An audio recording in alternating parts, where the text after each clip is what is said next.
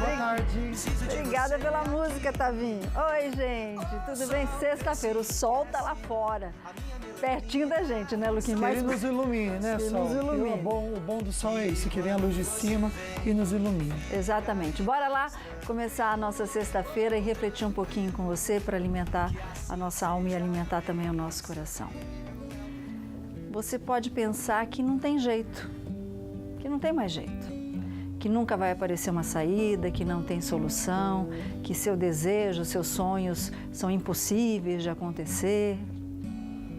Mas não. Quando você tem Deus no seu coração, tudo isso fica para trás. Basta olhar e confiar. Esse é o nosso toque de hoje. Zóio Verde, o que tem no programa? Sol, no programa de hoje tem boa notícia para o motorista que vai pagar menos seguro obrigatório em 2019 e mistério no céu de Caxambu, Minas Gerais. Bora conversar com a gente e participe do programa. E tem kit Tracta para você, então corre que ainda dá tempo de participar, cuidar bem dos cabelos e da barba. Você vai curtir, vai compartilhar a foto no Face e já concorre, tá? Agora no Instagram, que é @FalandoNissoBand, tem um kit OrtoVip para você cuidar da saúde da sua boca. Você marca 2 amigos e concorre também. Bora conversar bastante, abrir o coração para aprender. Hoje é dia de papo de sexta.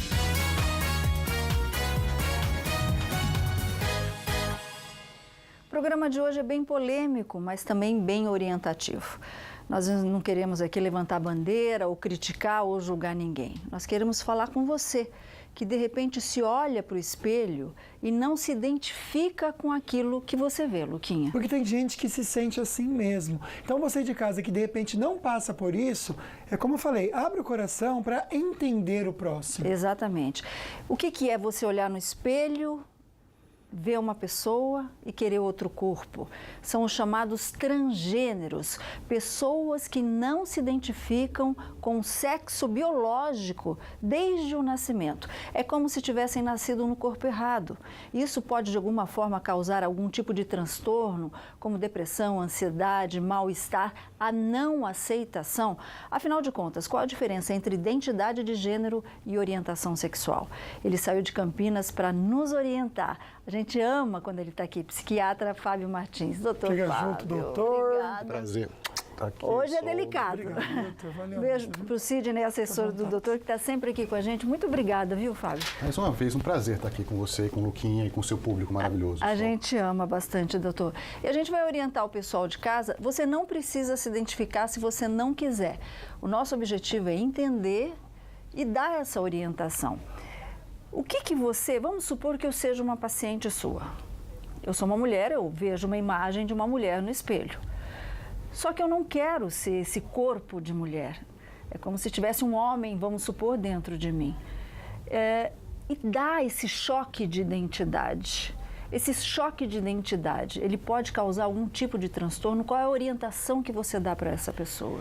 Esse choque de identidade, Sol, causa o que a gente chama de disforia, um sentimento de angústia, de irritabilidade, de raiva, de depressão, porque a pessoa, muitas vezes, ela sente que aquele gênero, e a gente vai tentar explicar a diferença entre sexo e gênero, que aquele gênero está sendo imposto sobre ela e que aquilo não tem nada a ver com a identidade dela. Então ela quer se sentir livre para expressar a sua identidade através do gênero que ela entende que mais condiz com a alma, com o espírito, com a identidade dela. Então assim, hoje em dia, quando a gente consegue dar o diagnóstico de transtorno de identidade de gênero, porque é um processo complexo, não é uma coisa que a gente faz do dia para a noite.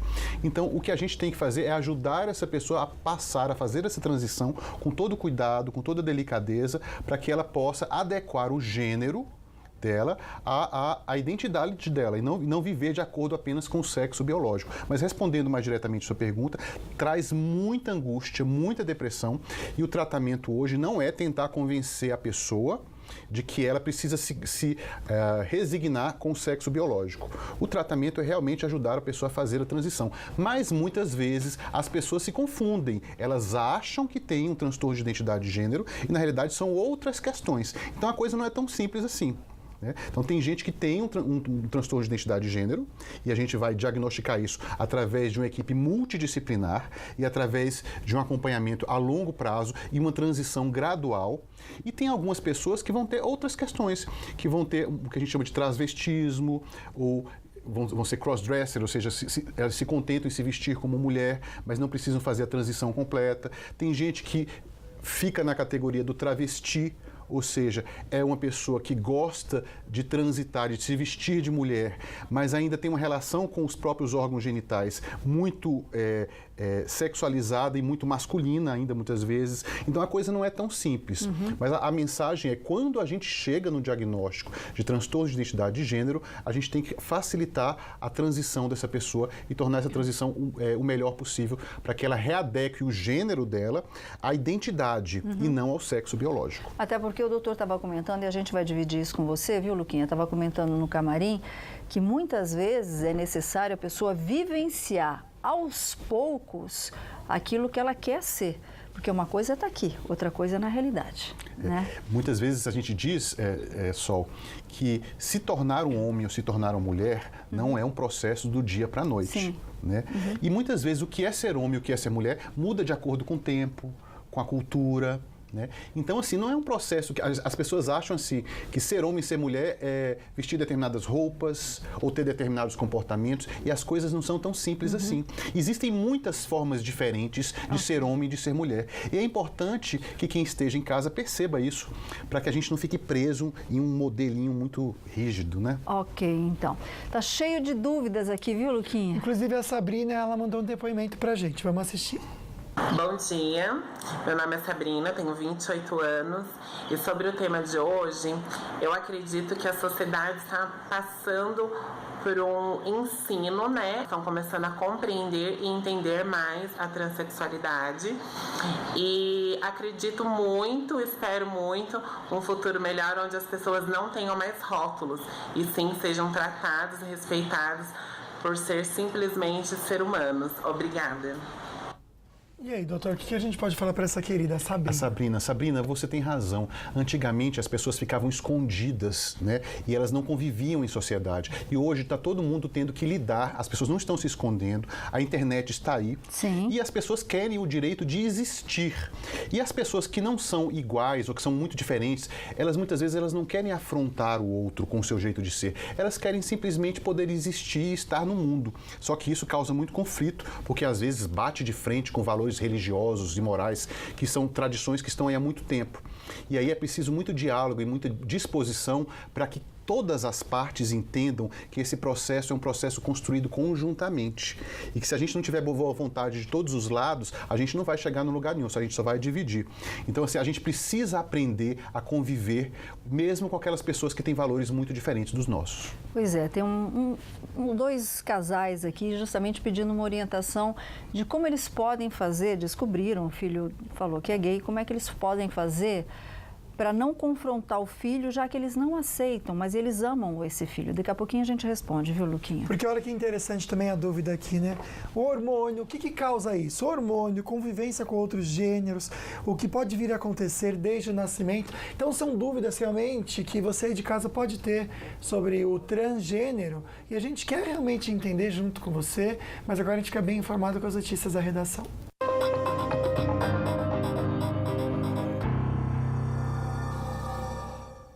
E a cirurgia para a retirada da bolsa de colostomia do Jair Bolsonaro, o presidente eleito, foi remarcada para o dia 28 de janeiro.